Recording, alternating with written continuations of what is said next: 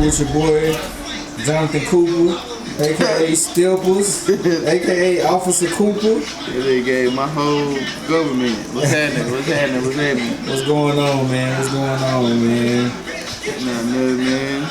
Getting it in today on this beautiful Saturday. Man, I see you, man. I see you, man. You've been hard at work, man. I've been seeing you all over social media. You know, you see you in the patrol car and everything like that, man. I just see you putting in work around the community, man. I just wanted to sit down with you and get a good one-on-one with you. For sure. Yeah. Yeah, man. Shoot. I mean, it's just a hustle. I like what I'm doing, and you know, I go to work 12 hours a day, you know, as a police officer, and I come up here and I'm able to release some of that pressure, because it's therapeutic, man. I like what I'm doing. I'm able to think and, you know, listen to my music and relax my mind. So yeah. It's a good feeling, man. Hard worker, man. Yes, sir. Man, there were as many hats, for sure. Yes, sir. I just want to start from the beginning, man. How was it growing up in Camden, Arkansas?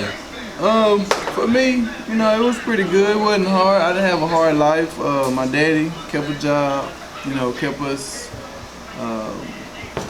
with a house. My mama, you know, she was a hustler. She kept motion going for the family, made sure we ate, you know, made sure we had everything we need to be successful. So, I mean, it wasn't hard. I would say, like, it would have made a difference if we grew up, like, in the city, because there's really not much here. Yeah, most definitely agree with you on that. There ain't much down here, for sure. Well, so who would you say your role models were growing up? Growing up, I did look up to my daddy because, you know, he always worked. Like, I looked up to a working man. I looked up to my mama, seeing her, you know, make things happen. I didn't have like a role model, because my role models was my parents. Okay, respect it. Yep. So would you say your parents is who put the work ethic in you? Oh, yeah. Me seeing them, you know, always making it happen. Me seeing my daddy going to work, coming home. Me seeing my mama, you know, go do this, go do that. Like, it was just born in me. Okay. Yes, sir. So, I know a couple years ago you had a clothing brand and everything, Fly Right. Yep. So just touch on what was the motivation behind that and how you got started and everything like that. Just a little backstory on that. So my best friends, Big Reese and C Mad, you know, we started a record label called Fly Right Empire. They rapped, I didn't rap, you know. So I looked at this is a way that I can contribute to, you know, our record label. So I came out with a clothing line. Instead of me, oh, I want to rap, I want to, you know, do this, I started the clothing line. So we sat down and we came up with designs and stuff, and we flooded the whole city. First t-shirt brand to touch, man, we touched so many people with the Fly Right, and the message was so real, because, you know, you always want to fly right, you always want to do the right thing, and that's what basically Fly Right means, you know, fly the right way. You don't want to fly wrong. I mean, so it's universal. Most definitely. So, I know you used to shoot videos also, so did they just kind of tie hand in hand with everything since they rapped and everything like that? Yeah, it tied hand. You know, I always try to see what I could do to help the team. You know, I knew I wasn't no rapper. I mean, I tried the studio stuff, but I knew I wasn't no rapper, so I figured out a way that I can contribute, you know, to the empire. So I did the videos. I was doing videos, you know, I was doing my thing with that.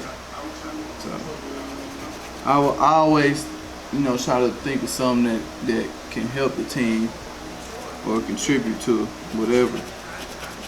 Okay. Yes, sir.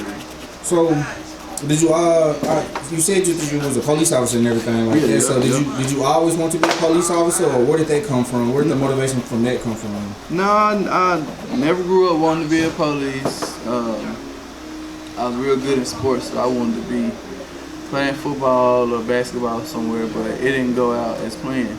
So, I mean, I started having kids. I started, building on a family, and I looked at that as an opportunity for me to have something stable and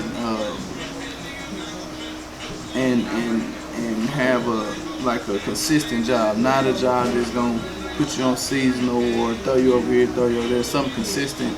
And I'm very well known in the community, so I felt like that was a good way for me to bridge the gap between the police department and the community.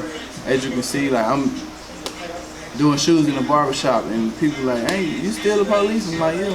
I mean, it's new for people to see police officers, do what I do. Yeah, definitely, man. I respect it, man. I thank you for your service, man, because I know it's a tough job, man. Real stressful job. Boy, for real. Even though I know we live in the country and everything like that, man, I know it goes down out here, man. It do. It definitely do. So, how long have you been a police officer?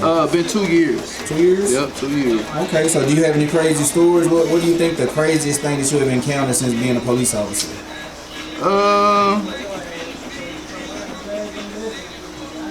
Man, it's so many crazy. I can't even speak on one. I can't even.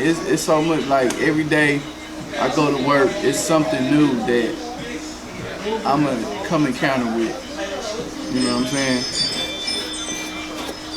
So, I mean, I can't even speak on. I really can't. Let me see. Nah, I can't even think of. I can't even think of that. So what about your training? Like, how was it training to be a police officer and everything like that? How was the schooling and everything like that? Just in case you got people that want to be police officers, can you just speak on it? So the school part, I mean, it was kind of tough for me because I was away from my family for 5 days a week for 16 weeks. So you go to the academy and it's like kind of like boot camp basically. You waking up at 4 o'clock, working out. After that, you work out for like an hour and a half. After that, you eat breakfast, get ready for class. You in the class from 8 to 5 all day. You gotta stay up, you gotta be alert on what's going on. Then at the end of the week, you test on Fridays, and you get 2 chances to fail. And if that's it, they kick you out of the academy.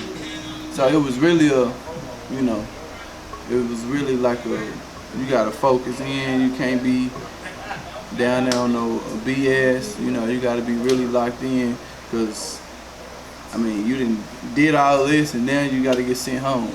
So it was definitely a mental thing. You had to lock in. And I kind of felt bad for some of the people that was coming far away, like from Dallas and Memphis and stuff like that. Like, I'm right down the road and they 6 hours away, so I just had to, make sure my mental was right. Okay, most definitely. So, I know you said you never wanted to be a police officer beforehand, so like, has your mindset changed since prior to becoming an officer and now being an officer and everything like that, with you being a black male and everything like that? I know that the black community has been, dealing with problems from, the police and everything like that, and you just trying to change the mode and everything like that. So what's something that you have learned or changed or whatever like that since becoming a police officer? It definitely has humbled me. Like, I've been, like, when I encounter people that I don't know, I'm more comfortable on having a conversation with them and talking to them, because that's what I do on a daily basis. Like, I go to a call to somebody I don't even know, and I have to determine, what's going on, or if an incident happened, I have to determine, like, who's at fault. So I mean, it's real structure, and you really have to be, on your P's and Q's by making the right decision. So, yeah. It's pretty cool, though. Okay. So, I know. How long have you been restoring shoes? So this month it'll be since October. So how many? I started in October. So what's that? 4 months? Let me see. 6 months. 1, 2, 3, 4, 5, 6. Yeah, about 6, 7 months. 6, 7 months. Mm-hmm. What was the motivation to start it? Because I know whenever you started, man, you started with a big bang, man. People was bringing up here bags and bags and bags of shoes, man. And, Yeah. You know, you still got a lot of stuff you gotta do for people and stuff like that, man. But what just made you want to start that? What gave you the idea? Because I know it's not a lot of people out here doing it. So really, what gave me the idea is this shoe restoration business called Sneaker Bar. They out of Memphis. Me and my homeboy C-Man, we was sitting down, he was showing me that Instagram with the whoop, and he was like, man, you can do this. You know, we need something like this in the Camden area or Camden, El Dorado, Magnolia area. So I started off at my crib. Like I started off, C-Man brought me like 10 pairs of shoes. And I was just getting it. I was buying stuff, little brushes, and I was, practicing on his shoes. And then I ran into Stratney, and he was like, man, we got this space over here. You can, rent it out, bring your business over here. I think it's a great business. So, mind you got people coming to get their haircut, and they peeping over here like, man, I got some shoes that need to be done. So, that was like the perfect placement. So, we came up with it, we sat down, and we came up with a plan, we ran with it. Okay. So what are your plans to expand and everything like that? What do you got in the works? Right now we're looking to get a location, another location, maybe a downtown location possibly. I am looking for new hires because right now it's just me. I might get somebody from here and there to help, but like when I'm at work, I need it rolling, because when I'm at work, I get backed up, people drop shoes off, and I'll be like 10, 15 backed up, so I just need somebody that can be locked in while I'm at work, actually want to see the product look good instead of just, making the money. I know you get back to the community and everything also by people who donate shoes and everything like that. Can you just give a little information on what people need to do if they want to be part of that and donate your shoes and everything like that? Yeah, so I got a whole rack over here for donation.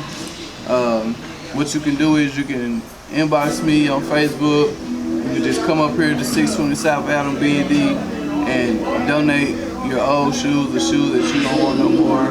And what we do is, right now we ain't been having the time to clean them, but eventually we're gonna get the time to clean the donation shoes, and we're gonna give back to the less fortunate. So if that shoe out there, if you got shoes that you've been throwing away, or you got shoes you can't fit no more, bring them down here to Steppers. We're gonna clean them up, give them that sauce, and then we're gonna find a less fortunate kid. We're gonna go to the projects. We're gonna go to Lincoln Center, Carver Court, all that, and try to locate these kids that, that's been wanting these shoes that, their family might can't afford. So that shoe out there, pull up. Okay. Let everybody on YouTube and Facebook and everything know how we can get in contact with you.